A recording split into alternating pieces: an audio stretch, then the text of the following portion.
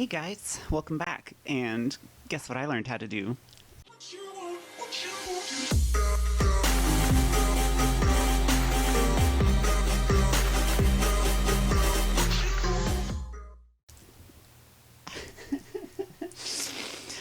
I'm recording this video in the daytime, but I think that might have been kind of a mistake because now you can actually see more of my face, and that's generally not a good thing. And my room, I had to kind of cover up all the old empty wine bottles, so just ignore that. But now that we actually need to get into content, it's time to do that. So since I'm a lawyer, well, actually, I'm not licensed to commit malpractice in the state of North Carolina, but that's my bent. So we're going to be looking at social change through the lens of the law. And in that regard, we need to answer a few questions like, what is the law? Where does it come from? How do we change it? And honestly, the best thing to do might just be to look up some Schoolhouse Rock. Like they've got that one about I'm Just a Bill on Capitol Hill. I don't know if anybody still watches that. But if you don't want to do that, I have put some reading material on Blackboard, which actually you must read. It's required. It's chapter 1 of the book called Law. And I do want you to go read that, including the preface. Read the whole thing carefully. And I'll probably make an assignment about it. There's not an assignment I had ready, but I'll come up with one for you guys. This is going to be fun. There's a few points that I want to make sure that you don't miss, however, while you are reading this. First one on the list, and this is kind of in order of how it's laid out in the chapter. First one on the list is just how the law impacts your life, all of the different ways. Now, there's some maybe great big obvious ones right now and in recent history and honestly in all of history, but I want you to go beyond the obvious. Like how it impacts what we eat, what we wear, how we get about our day, how we conduct business, the economy, our jobs, our health. I guess a lot of that might be kind of obvious right now since I don't have any money or health insurance. But also things like how we, vote. So put some thought into that. Look around yourself and just try to conceptualize the ways that law may have touched things that you haven't considered. I also want you to ask, while you're reading it, why is the law so Byzantine, as the author calls it? Why, in other words, why is it so difficult for normal people to understand? Now, it'd be very easy to say, well, because that's how the people in power want it. And I agree, of course. But there's also more to it than that. There are more practical reasons why it's so labyrinthian, why it's so long and deep to wrap your head around. Even lawyers who are supposed to know all the law typically specialize in one little area. So be thinking about that. See if you can figure that one out. You want to... Oh, there's a little bit on history. So delve into why law was even created. Why did it start? How did it start? The book is a very short introduction to law, so it doesn't go very in-depth about how law started. And it kind of puts a lot of emphasis on the Holy Roman Empire, but think a little more deeply than that. Was that the first time we had to have rules to keep people in line? Maybe. I don't know. Do your reading and find out. There's also a nice section on the whole idea of the rule of law. So figure that out. What is the rule of law? Why is this idea important? How is it basically the entire foundational precept of the United States of America? So look into the rule of law. What is it? How does it apply? And how do we see it represented in the Constitution? How do we see it in our governmental structure? That's on pages 9 and 10. Just pay attention. We're going to talk about that. There's also the difference between civil law and common law. I'll just give you a little rundown. Civil law is like what we normally think of. It's like written statutes and stuff like that, usually passed by a legislature. Legislature just means the ones who write the laws. Common law, which is what we have in the United States, and actually there's this nice little map. I'll put it right here. This map shows what places are civil law and common law. Common law is when, how do I describe it? It's not written ahead of time for situations that may arise. Common law is law that we decide based on things that have already happened, which, if you are paying attention, might sound like what happens in a courtroom. These two people have this conflict. How do we resolve it? And then next time that same conflict comes up, we can just do it the same. It's an idea called precedent. So, generally created by judges. So, the U.S. is common law. Why? What other places do you know use common law, and what do they have in common? Might this have something to do with imperialism? Find out next time. But if you look at the U.S., you'll notice that Louisiana is different. Why? What's different about Louisiana? I mean, there's a lot of things different about Louisiana. I've been to New Orleans, and oh my God, it's amazing. Y'all need to go to New Orleans. You can just, I remember I got a Bloody Mary in a restaurant, and when I was leaving, they were like, "You want one more in a to-go cup?" And I was like, yes. That's not important, though. Although I guess that does kind of tie into why they're so different. Anyway, ask that question. The book also goes into religion and custom and tradition. So, what role does religion play in the law? What role does religion play in our laws? This is a secular country. We have separation of church and state. There's a Treaty of Tripoli signed in like the 1800s, early 1800s, late 1700s, that says explicitly the United States is in no way founded on the Christian religion. But is it? Can you think about ways that it might be, or how it might have influenced it?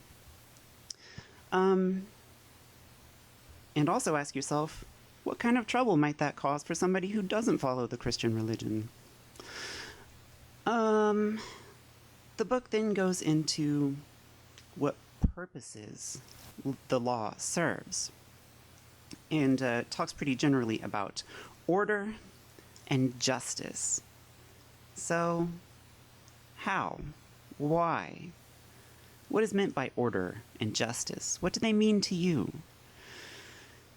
Do you agree that that's the purpose of law? Do you think it works? Is the law successful in keeping order and justice alive in this country? Also ask yourself, well, whatever your answer to that last question, yes or no, ask yourself, whose order?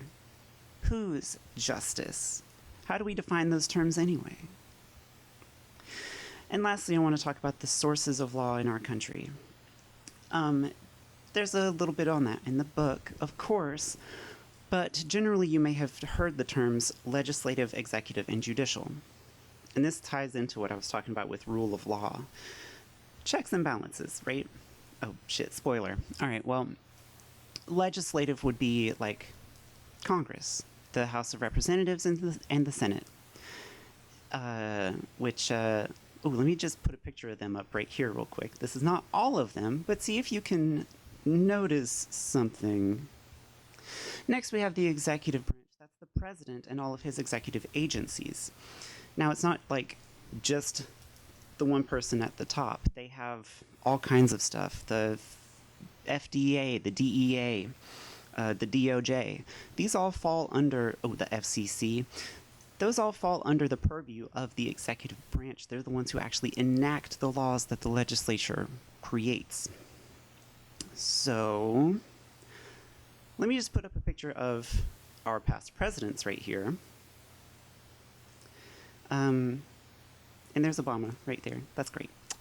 But since it's not just the president that we're worried about, let me put up the president and his cabinet. Now, the cabinet are the ones who are the heads of those agencies. So here's a picture of them Do you notice anything? Actually, this picture is kind of out of date. A lot of these people have either resigned, been fired, and quite a few of them have been arrested. So that's neat. Whoops.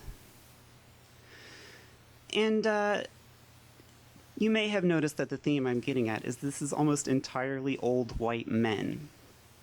Now, I don't want you to think that that's just a Trump thing or just a Republican thing, and just for comparison, here's Obama's cabinet. So, still a lot of old white guys. Finally, there's the judicial branch. Now, for the federal government, our highest court in the land is, of course, the Supreme Court. That's right. Well done, class. Switching to online teaching is weird. I normally do ask a lot more questions. As you probably noticed, this video is all questions. But, so the Supreme Court, they are the ones who interpret the laws. If they have been written in a way that is not allowed for some reason, if the executive branch is executing them in a way that is not allowed for some reason, the Supreme Court is the one that gets to say yes or no. And here's a picture of them. It's a little better diversity-wise, we'll say, although I will say that these two have been pretty heavily accused of alleged sexual misconduct, and this one's just on death's door, so we'll see what happens. But I'm bringing up all these points about how it's mostly old white men. In fact, I'm going to go further and say it's mostly old, white, cisgendered, heterosexual, wealthy men. So, why would that matter? Surely these paragons of logic and virtue can make decisions that would be best for everybody. Why might representation be important? Now, this is something that doesn't just apply to the law. This is a question you might want to ask about, doctors, teachers, construction workers, I don't know, union bosses, anybody in any kind of position of authority. Ask yourself why representation matters.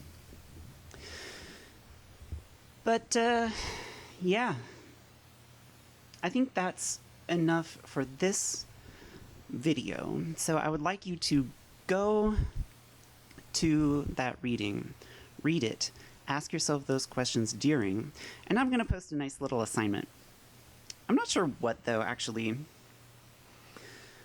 Maybe something involving your answers to some of these questions, some of the important things. Actually, one more thing before I say goodbye. I did look through some of your questions and needs in the discussion board. Thank you so much for putting those there.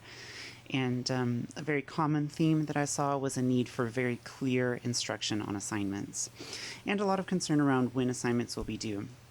I said in the last video that assignments are open all semester, and I'm going to stick with that. But I will be sure to give very clear instruction. And honestly, as long as you turn in all of your assignments, your grade should be okay, so long as you do not plagiarize. Any plagiarism results in a 0 for that assignment. So, no plagiarism. No copy and paste from another student, no copy and paste from a website or any other source. So, it all has to be your words, but as long as it's completed, I'm happy. As long as you show you put some thought into it, you're going to get a good grade. The other thing was about when we will meet live. Some people said they don't super care.